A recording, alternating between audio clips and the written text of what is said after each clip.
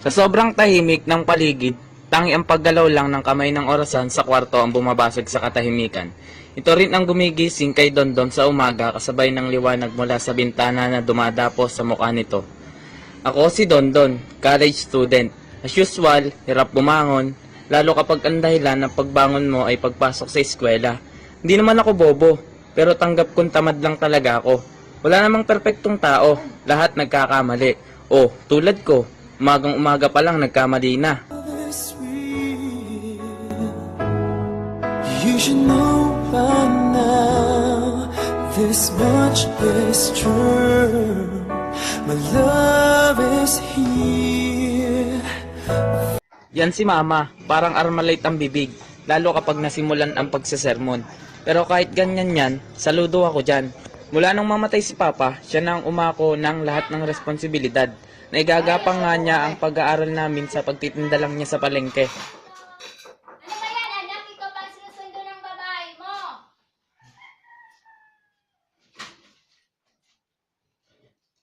Yan si Danica, girlfriend ko. Oo, girlfriend ko. Matagal na kami magkaibigan. At matagal na pala siyang may gusto sa akin. Di ko naman talaga siya gusto. Ewan ko ba, kainuman kasi. Alam mo naman, kapag inuman, masyado tayo nadadala sa emosyon natin. Kuya, dito na ako. Saan ka pupunta? Hindi ako sasabay. Wala ba nakakalimutan? Ha? Wala naman. Grabe ka naman. Nasa rin natin mo. Joke lang, binibiro lang kita. Dahil wala pa ang tindera, sa 20 pesos na lang, sinulat ni Shirley ang kanyang cellphone number.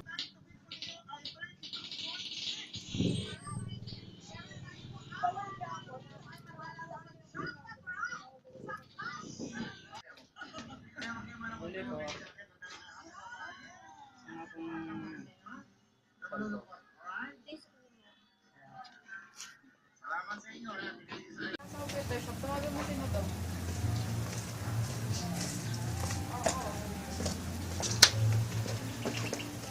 Mare, ito nga pala yung akong benta. Sige, salamat. Pumunta dumating ka na kayo. Napakita na. May tulog pa kasi ako. Thank you. Okay lang. Sige lang nga, dyan muna.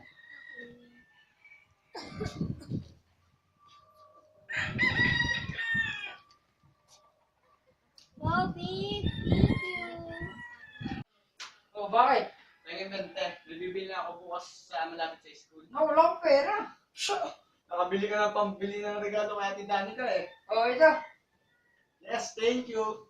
May number. May bibili pa kaya yan? Oo naman. Ba't di mo i-save? Marlay mo, soulmate, pag-ibig yan. Akin na nga. Bukas na may bibili. Loko, matulog ka na. Baga pa tayo bukas. Sige na nga.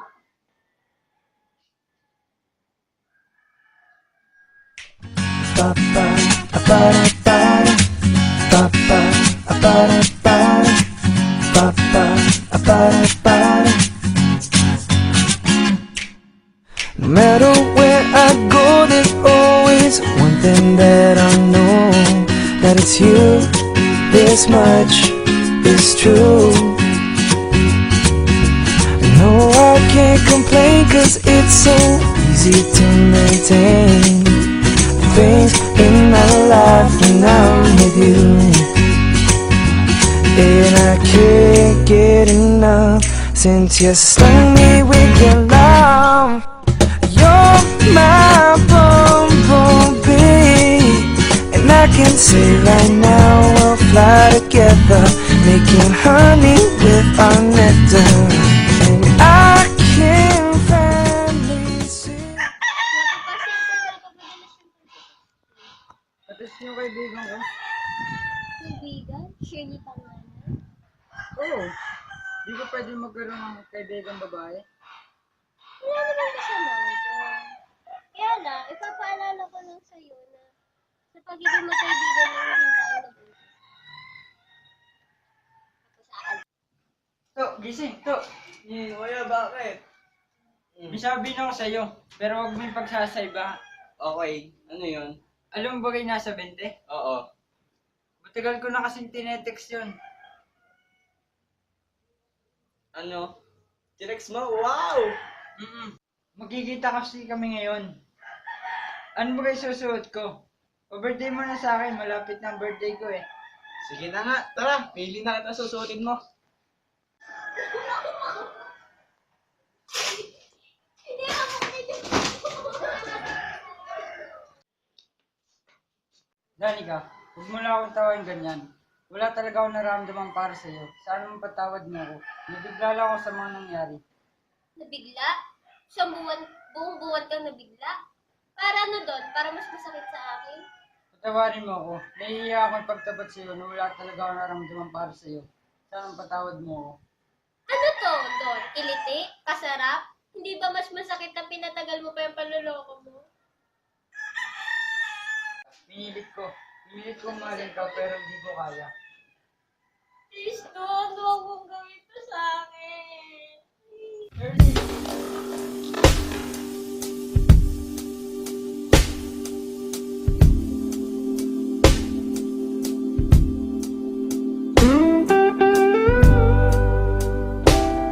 Niloko mo ako. Sinamantala mo na pala yung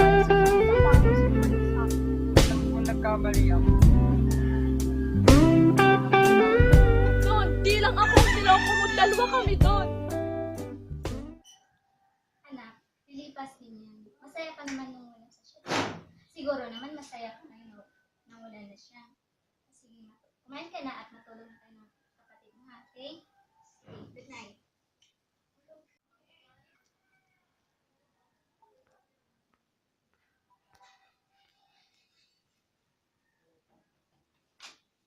Dito pa kami. Kasama mo kami sa mahalagang pangyayari sa buhay mo. Si Ate Shirley, nakilala mo lang siya dahil sa halagang 20 pesos. Nandito pa naman kami, kuya. Handa kong malalay sa'yo. Oo naman. Pero gusto ko lang malaman mo na hindi sa halagang 20 nasukat iyon. Sa mababang halaga, kung man siyang nakilala, hindi mo babayaran ng kahit ganong karaming 20 pesos. Ang kaligayahan ko nung mga araw na yun. Nandito pa kami, kuya.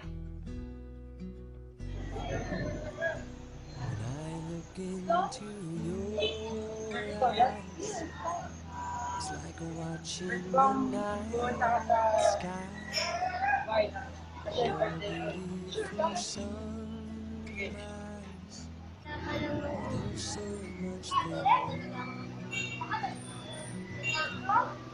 And just like them old stars, I see that you've come so far to be right where you are. How old is your soul?